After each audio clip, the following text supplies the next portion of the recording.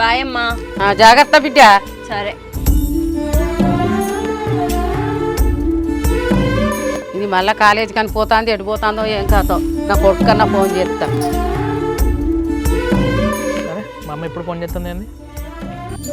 అమ్మా బిడ్డ ఏడున్నావురా? అమ్మా ఇక్కడ ఊళ్ళోనే ఉన్నానే. ఎందుకే ఏమైందే? ఊళ్ళోనే ఉన్నావా బిడ్డ? తొందరగా ఇంటికి రానికి ఒక ముచ్చట చెప్పాలి. సరే అమ్మా అత్తానే.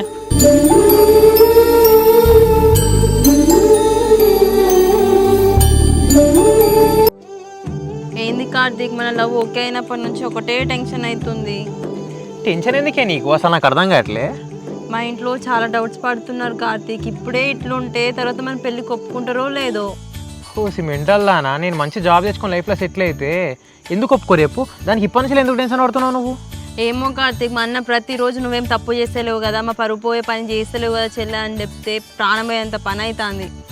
అయ్యో ఏ అన్నయ్య అట్లే మాట్లాడతాడే. అయినా మనం ఇప్పుడు ఏం తప్పు చేస్తున్నామని అలా నొప్పించగా మనం పెళ్లి చేసుకుని అనుకుంటుంది.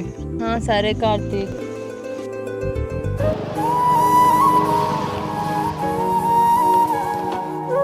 ఏమైంది అమ్మా అంత అర్జెంట్గా రమ్మన్నావు?